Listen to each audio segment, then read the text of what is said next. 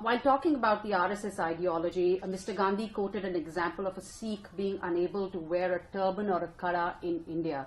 How do you react to this? I've already reacted, but I find it astounding that you're going around looking for a Sikh, happen to find somebody in the front row, who, by the way, I think also made a statement later, and you turn around and say, the issue is whether he can wear a turban. I mean, I have worn a turban 62 years of my life. I worn a kara even longer. I think most children in our families, when they're born, the first occasion, they put a kara around. But I think the more disturbing trend is, to say that this is a statement which was made out of ignorance, or it's in that genre of Pappu, he doesn't know what he's talking about. I think that's wrong.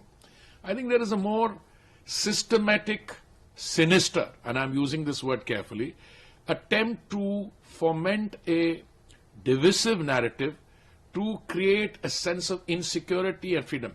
Now, my brothers and sisters who came to the United States to work here many years ago, some of them have active contacts with their home country. Some of them just go through social media or whatever they read. Now, if you foment a narrative like this, that Sikhs are finding it difficult or insecure to wear turban, some of them may actually believe it, which is not the case.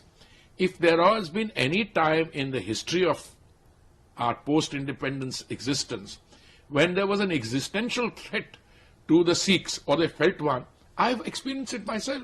It was during the 1984, I don't use the word riots because it was a one-sided pogrom against innocent people, 3,000 of whom were killed in cold blood in India. And if you look at what happened before that, in the 80s, when in the run-up to the Asian Games, Sikhs used to be taken out of buses, etc., and said, because you're a turban Sikh, you go on the side. Now, some of the commentators, some educated people, I've written an article on it, I have actively contradicted the honorable leader of opposition statement. Some of them said, because he's a government minister. Forget it, I'm proud to be a government minister. Before that, I was a civil servant. I was a diplomat for 39 years. But I was a diplomat not because any government appointed me. I appeared in a UPSC examination and qualified, and under different governments. Now, I think it's a matter of great pride for somebody like me to say that the Sikhs have never had it so good. All the grievances which were there have actually been addressed by the Honorable Prime Minister, whether it is removing names of Sikhs from the blacklist, whether it is addressing the issue of the Kartarpur Sahib corridor, or, celebrating the Sahibzada's contribution in terms of Veerbal Divas, etc. All that is there. What I'm surprised about is that there seems to be a pattern in this. And last year, this honorable leader of opposition came here and he said Sikhs were a second-class citizens. I came across that statement. Then now, recently, apparently in different places here, whilst he's attacking an ideology, he's trying to, build a narrative by turning around and saying, well, you cannot practice your religion. Has anybody in India told him that? Now the people who are supporting up, no, there are some grievances. Yeah, every community has grievances. Let me assure you, the majority community also has grievances that they are made to sometimes feel like a minority community in their own country. There are other minority communities.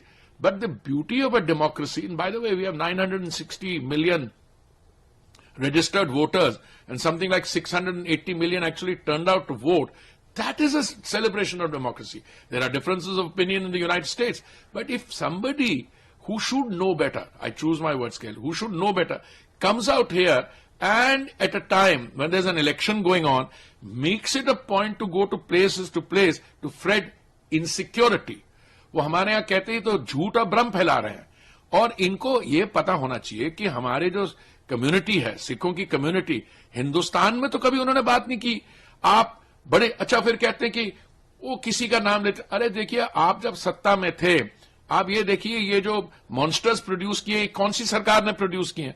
मैं उसमें ज्यादा detail में नहीं जाना चाहता हूं. तो इनको तो अपने अंदर जहां they need to do some solid introspection in order to find out why we had, क्यों ये हुआ और किसने ये करवाया.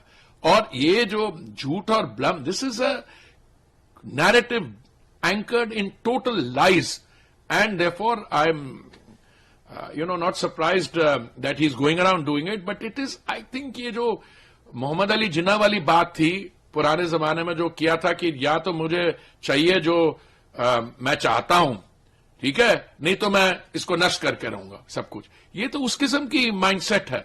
नहीं तो आप किसी रीजनेबल आप और हम बैठ सकते हैं, हमारी विचारधारा में कुछ अंतर हो सकता है, but the whole beauty of democracy sit and address these issue. But ये तो एक लगे हुए एक किसके खिलाफ है ये, वो उनको देखना चाहिए कि जो आरएसएस है उनकी देश के लिए क्या कंट्रीब्यूशन रही है। जब भी नेशन फर्स्ट, और जो मोदी जी की सरकार है, that has this one distinguishing feature in the ideology, nation first. पर ये तो उल्टे तरफ चल रहे हैं, ये तो झूठा भ्रम। This is like the Jinnah, I mean you want to lead it to a kind of breakup of situation।